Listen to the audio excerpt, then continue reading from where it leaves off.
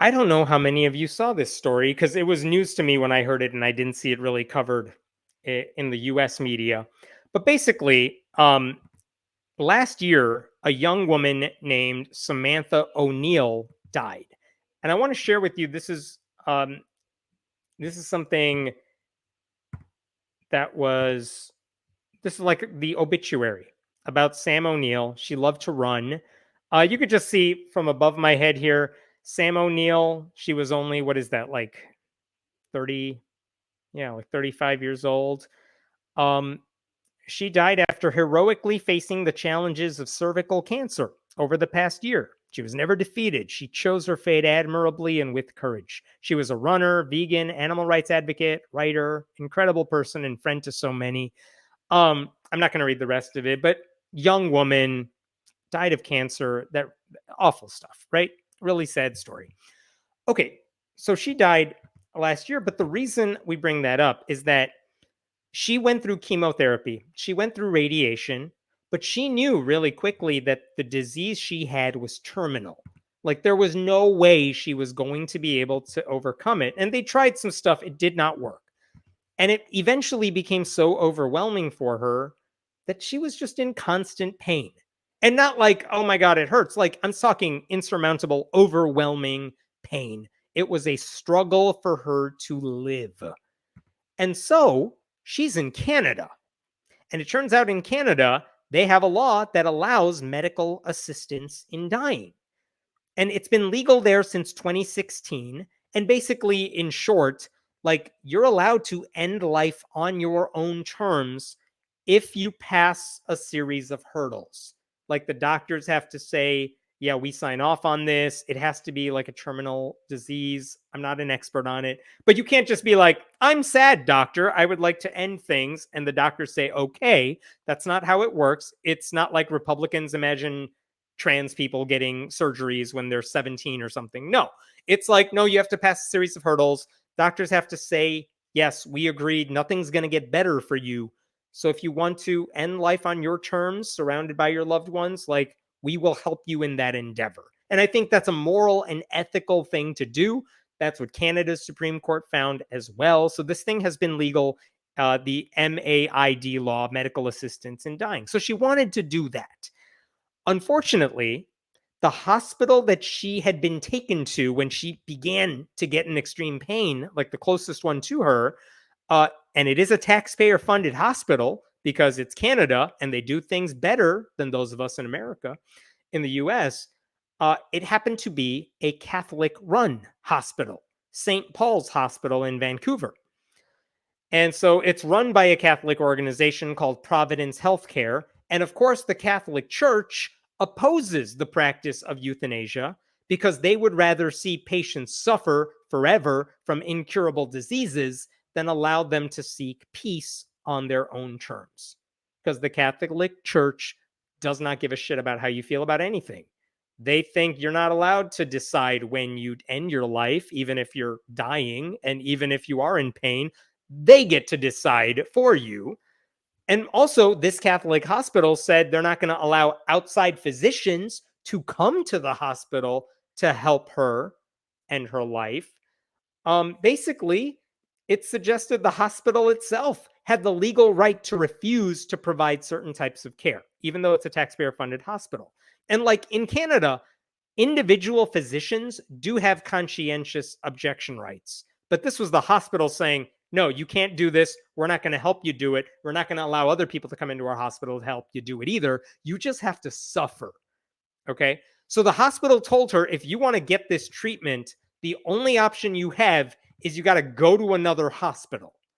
But at that point, she was in so much pain that even transferring to a different hospital was like an act of courage and pain that no one should have to go through. Okay. And according to like her family, uh, it made her final hours unbearable. Okay.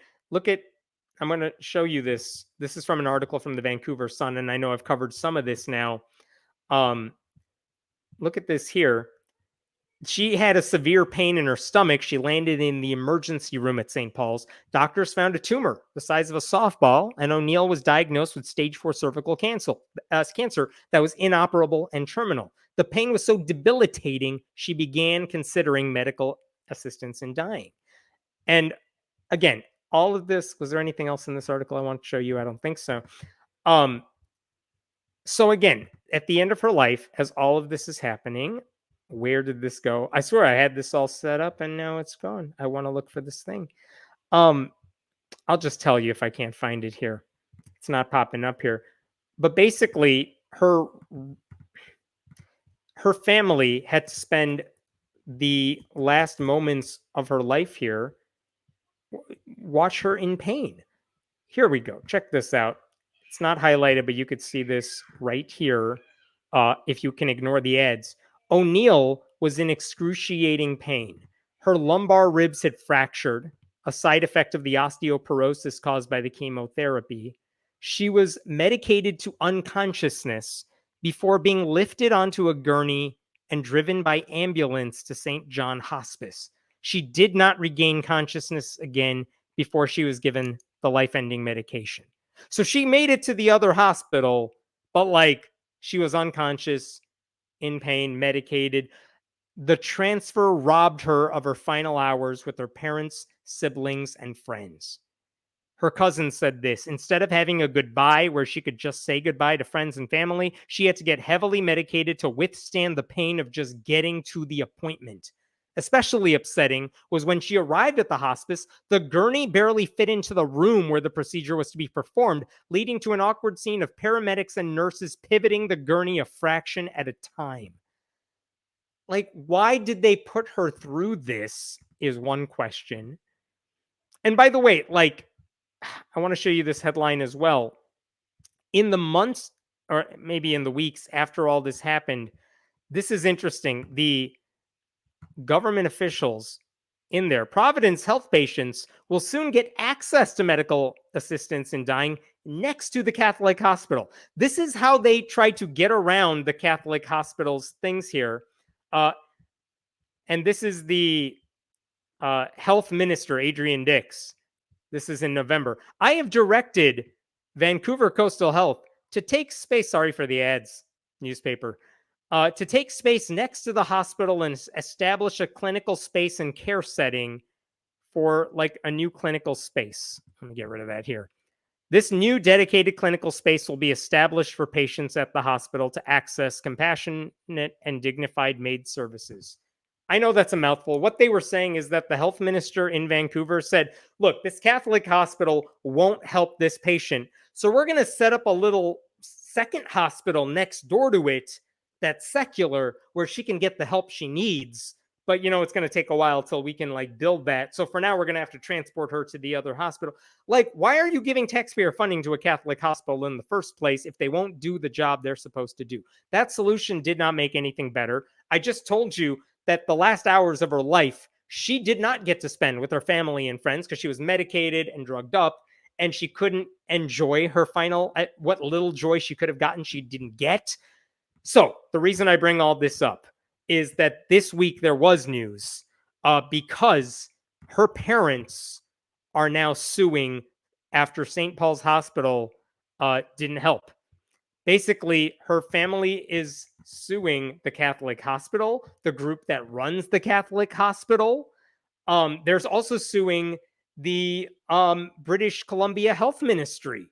They're basically saying that the government allowing a Catholic hospital to block their daughter's ability to access a legal health service is an unjustifiable interference with their rights.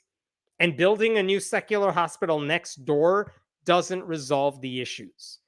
And they said the new space has not been built. If it had been built during Samantha's hospital stay, it would not have made a difference for her case because she still would have had to been placed on a stretcher and moved to the other facility, and that would have caused her even more pain. And they also said that a Catholic hospital telling patients, oh, if you want to access this legal service, you got to go to another hospital. Doing that stigmatizes the patients, they said, because you're being told that what you are requesting is sinful. And so the lawsuit says that the Catholic hospital was interfering with her medical care that is legally safe. And when those two are in conflict, the patient's legal needs have to come before a hospital's religious dogma, right? The government's job is to be neutral, not side with Catholics when they want a patient to remain in pain. And interestingly enough, there is another plaintiff in the lawsuit who is a palliative care doctor who said that, like, she worked at that hospital and I think she was forced to resign because she wanted to help the patient or something. But she said she's a conscientious participant when it comes to ending someone's life. She says it's her duty to help patients end life on their own terms if they meet the standards. But the hospital won't allow her to practice medicine the way she says it needs to be practiced while she's working for them. And because they're taxpayer funded, she's saying, you're hurting my rights as well. You're interfering with my rights. So the question now is whether a faith-based, taxpayer funded hospital should be exempt from laws that involve patient care.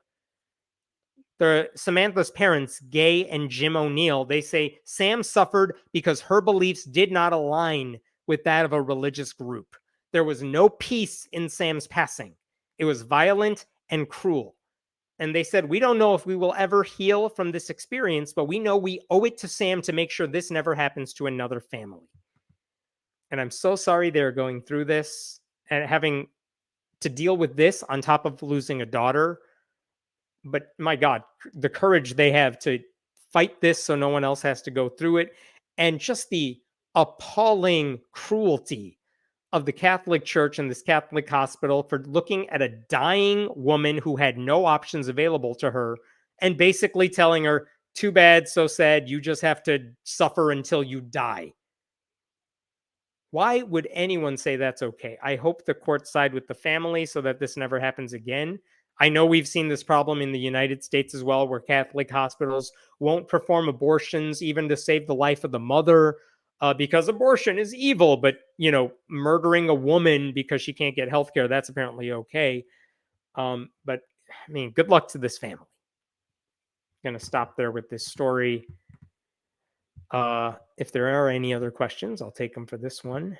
Oregon has assisted suicide laws, but our only regional hospital is Catholic run.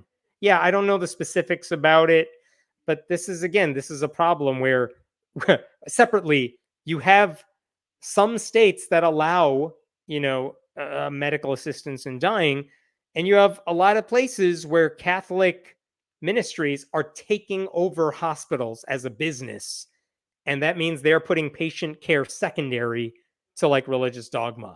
And you're losing you're losing regional hospitals that actually want to take care of patients because they don't have the money to keep surviving. They couldn't put her in a chemical coma like burn victims. I don't know the specifics here, but the only option was let her go through whatever it is she was going through or something. I mean, they tried them, but they medicated her, but it wasn't a medication that allowed her to like be with her family. And she had that option for a little while. She could have taken it, but they wouldn't let her. Why does any religious organization decide which procedures can be performed at a government-funded hospital? That's the question. Again, in the US, it's because the religious organizations rule the courts right now. But in Canada, when it comes to healthcare, they are better than we are, but not in this area. Well, they are better than us in this area, but they're not good at it. So again, that's the question. That's why they're allowed to file this lawsuit, because this is a question of why should a religious organization that gets taxpayer funding, why should they be allowed to put their religious dogma in front of what patients and doctors say the patient needs? That the cruel decisions that these nonprofit businesses get to make based on religion is disgusting. Amen. Like, yeah, it is. They're making it based on religion and not based on what patients need or want, not based on what the law says is acceptable. Also disturbing.